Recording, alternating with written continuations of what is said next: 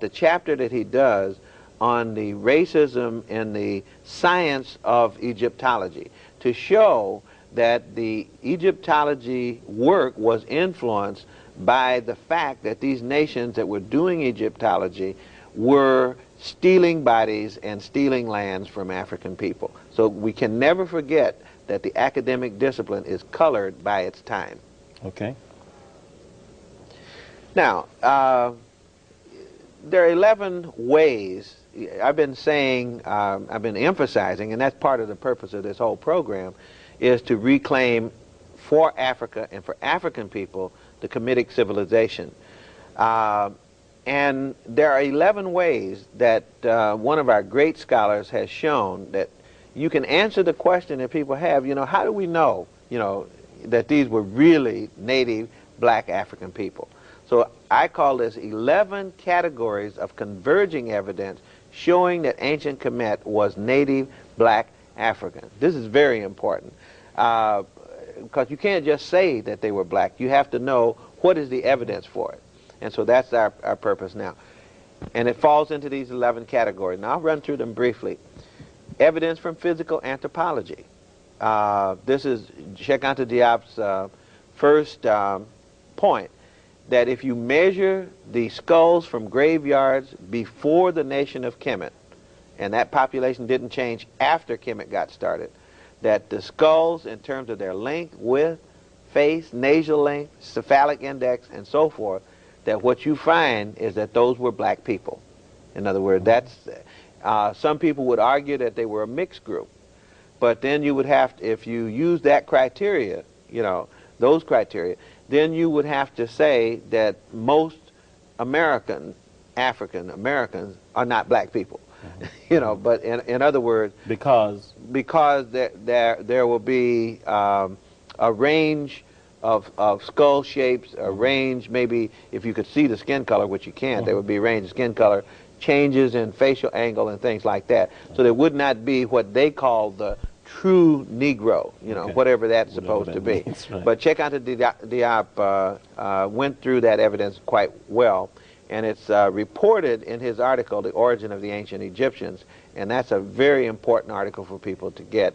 It's found in the book Great African Thinkers in the Journal of African Civilization. The second point is that if you look at the Kemetic images, and that's what I've been showing, the painting of Nefertari, the painting of the carving of Amenhotep, the carving of Amenemhet, the carving of Zoser, pre-dynastic and early dynastic, when you look at the natives, if they're clear, according to Cheikh Anta Diop, they are always black.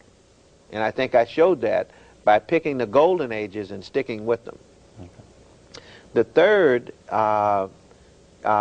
way that we know is that you can actually find mummies and test the mummies for the amount of melanin content in the skin of the mummy. And Cheikh Anta Diop created the melanin test, did that test, and found that the mummies that he was able to test were in fact black people. And here's an example of Tutmosis I. Here's the example of... There's another one. Yes, here's the example. This is Tutmosis IV. He's even darker than Tutmosis I. These mummies are black-skinned, and some people have argued that, well, they're only black-skinned because of the way they embalm them. But that's why Professor Cheikh Anta Diop was able to create a dosage test for melanin, because the melanin molecules remain firm over a long period of time. And he did that and showed that the mummies were indeed black, the ones that he tested. And if he had been able to test the others, we feel certain that the same thing would have been true. Okay. Then this is bone evidence. There is a rule by one of the old Egyptologists and paleontologists that said that the typical Kemetic type was short arm and negrito, if you look at all the skeletal remains. Then the fifth... we'll go to the next. I think we have. We can go to the next. This would be a slide of the... from the tomb of Ramesses III, showing the two black figures in there. One is Kemetic and the other is Nubian, showing that there's no difference between the Kamite and the Nubian, but the other two are Asian and kind of European. And there is a pictured difference in that tomb between the Asians and Europeans, but not between the Egyptians and the Nubians. Okay. Okay, the fifth way that we know is that you can still check blood type in the skins of mummies. And so what you're looking for, if they were black, you're looking for blood type B. If they were white, you would be looking for blood type A. That work, to the extent that has been done, according to Cheikh Anta Diop, shows that the Egyptians, even today, are mostly B. And that there's no point where we ever had a predominant or even a significant A population in Kemet, as far as any evidence. Then after the blood group, the next category of proof has to do with the testimony of classical and Greek and Roman authors. So here's just a list of some of the people who saw the Kemites with their own eyes. Herodotus saw them in the 5th century BC. Aristotle saw them in the 4th century BC. Lucian saw them in the 2nd century BC. Strabo in the 1st, and Diodorus in the 1st century AD. All of them referred to the ancient Kemites as black people. So it would be not until, according to Bernal again, in his study of why some scholars seem to be saying something different. He said they changed the story at Göttingen University beginning around 1750 when Göttingen was founded. And you had a group of professors there who apparently wanted to rationalize German nationalism, so that they began to deny what the old Greeks and Romans had said, who were eyewitnesses, by the way, and these professors were not. Okay. Then the Kemetic people called themselves black people. And Cheikh Anta Diop, again, has gone through the proof of that through the analysis of certain Medu Neter hieroglyphic designations. In particular, the name Kemet, K-M-T, not just K-M. K-M is black, but when you add the T to it as a determinative, and when you add the key to it, Kemetu, and when you add the determinative, little man and little woman with 3 strokes under them, that's the plural. So that's man and woman plural. That means people. And Kemetu means the black people, not the black land. And that argument has been made in Cairo, by the way, at the symposium sponsored by UNESCO, where everybody was invited to talk about the color of the ancient Egyptian, or the race of the ancient Egyptian.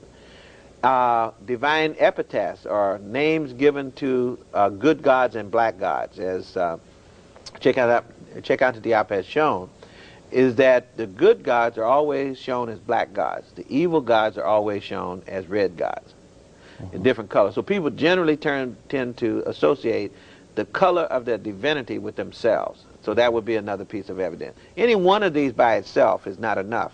But if you take them all collectively, then we have something that's very important. Divine epithets. So beneficial gods are shown as black ones.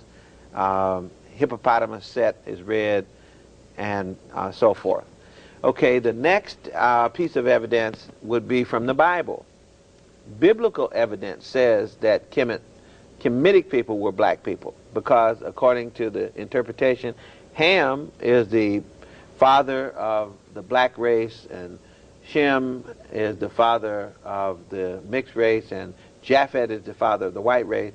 And Ham's children then would be the black children, and that would be Cush, which is Ethiopia, Phut, which is Somaliland, Mizraim, which is Kemet, and Canaan, which is present-day Palestine. So all of those were black lands, according to your reading of the Bible. So that would be another piece of evidence. So number 10, then, is that the culture that I showed you was 3,000 years long of Kemet is very close to the culture of the rest of Africa. Not to Europe, not to Asia, but to the rest of Africa. For example, circumcision was present all up and down the Nile Valley even before 4000 BC. Then number 11, there's a linguistic unity. This is another aspect of culture. The language of ancient Kemet is closely tied to the language of the rest of Africa, especially to the languages in West Africa. And Cheikh Anta Diop was able to show that kinship between this and his own language. More recently, Greenberg's classification of language talks